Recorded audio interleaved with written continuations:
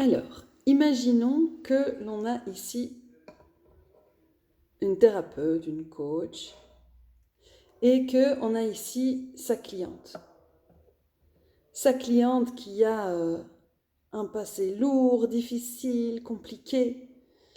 Et plus sa cliente raconte ce qui est difficile, et plus ça résonne pour l'accompagnatrice, et plus, pouf, en fait, ce qui va se passer, c'est que plus elle est dans l'empathie, la compassion, et plus elle est mais c'est terrible ce que tu vis, ou bien qu'à l'intérieur d'elle-même, elle est vraiment en train de porter un poids qui est énorme, et qu'elle se dit qu'elle va pouvoir espérer aider cette personne, soutenir cette personne, permettre à cette personne de transformer son chemin. Et plus elle est là-dedans, plus la cliente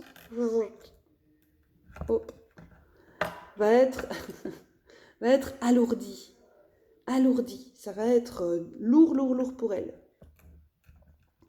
Et donc, qu'est-ce qui permet de pouvoir sortir de cette posture qui n'est aidante pour personne, puisque là-bas, c'est accablant, et ici, c'est bien lourd?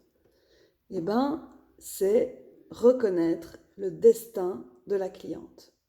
Et donc, si la thérapeute se branche sur le destin de sa cliente, ça va permettre à cette cliente de retrouver sa dignité de femme debout. Donc, voici une méga bonne méthode qui est... Moi, je l'utilise très souvent quand je rentre en résonance très forte avec... dans des sessions individuelles, ou bien quand je vais dans un collectif et que ce collectif a déjà été accompagné 15 fois et revient avec des choses super lourdes alors que ça fait déjà un jour que je l'accompagne et qu'il reste encore quelques temps. Il y a un moment donné où c'est vraiment important de s'en remettre, et soi-même, non plus d'être affaibli par tout ce qu'il y a derrière, mais de s'incliner, d'être dans l'humilité, de s'incliner devant le destin de votre client et de pouvoir vous en remettre à bien plus grand.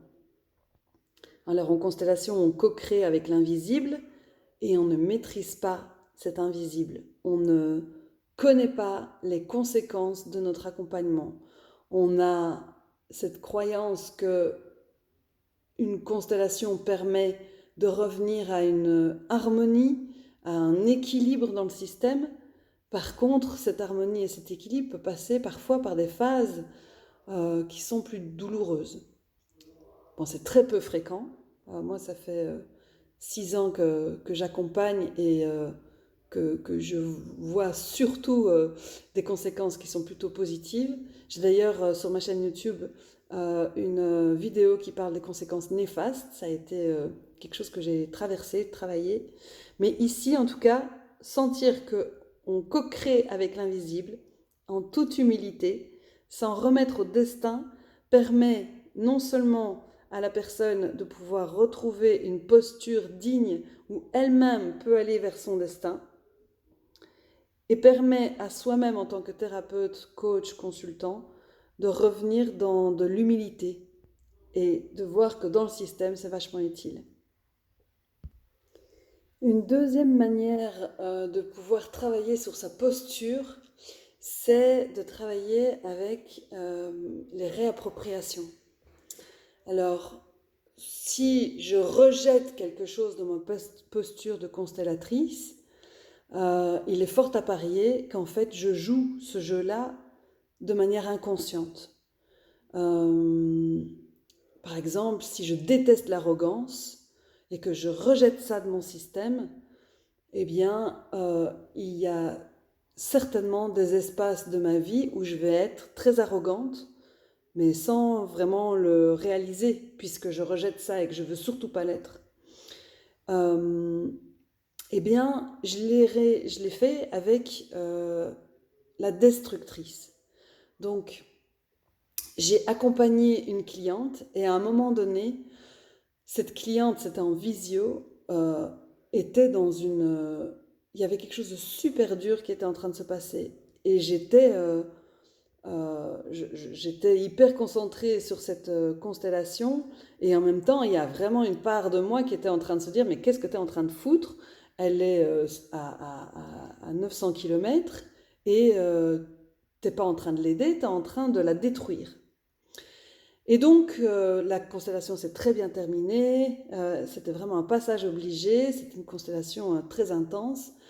Mais après, moi, j'étais toute retournée de ce truc de me dire, mais je suis une destructrice et c'est horrible, quoi. Et donc, vu que je connais ces pratiques de réappropriation, je me suis réappropriée la destructrice. Donc, je vais vous montrer comment ça donne avec des figurines. Donc, je suis la thérapeute qui veut surtout pas être destructrice. Et en constellation, on pourrait imaginer que je demande à une personne de jouer le rôle de la destructrice, oups, et de jouer le rôle inverse positif, donc disons la créatrice. Et là, c'est évidemment compliqué pour moi de rester face à la destructrice, mais je reste là. Et là, je vais recevoir un soin. Je reçois le soin des deux polarités, destructrice, créatrice, qui vont se réunir autour de moi. Donc c'est un soin, il n'y a rien à faire, juste recevoir. Et là, les deux polarités vont se rapprocher très, très, très, très, très lentement.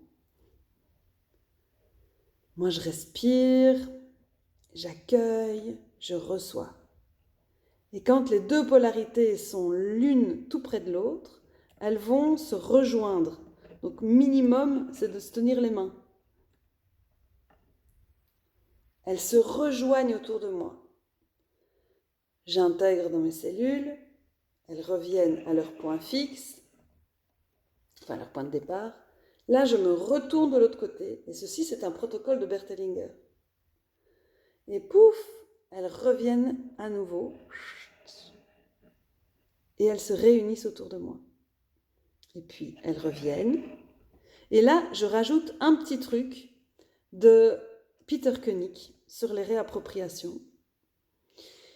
Je me tourne ici et je dis, et grâce à la constellation, c'est possible de le dire, je suis destructrice et c'est joie. Puis j'intègre dans mes cellules. Ça veut dire que je me suis pleinement réapproprié cette polarité dite négative. Ensuite, je me tourne vers l'autre polarité et je me dis, qu'est-ce qui me permet d'indiquer que je suis créatrice? C'est quoi l'indicateur? Et là, dans le cadre de la constellation que j'avais accompagnée, c'est je suis créatrice si je suis utile. Et donc, du coup, je vais lui dire, je suis créatrice avec et sans être utile. Ou une autre phrase serait, je suis créatrice même quand je suis inutile. Alors le cerveau, souvent, à ce moment-là, il bug. Il ne comprend rien à ce qu'il dit, et c'est très bien. Par contre, ce que je fais là, par rapport à cette polarité dite positive, c'est que j'arrête de la conditionnaliser. J'arrête de me dire, je suis créatrice quand, tatatam, là, quand je suis utile. Non, je suis créatrice, point barre. Et là, on a fait une réelle réappro à la Peter Koenig. On a dit oui à la destructrice et on a dit oui de manière inconditionnelle à la créatrice. Et donc ça, c'est un protocole dont je peux dire que je suis source parce que j'ai croisé le protocole de Bert Hellinger avec les réappropriations de Peter Koenig, qui d'ailleurs se connaissaient tous les deux. À bientôt!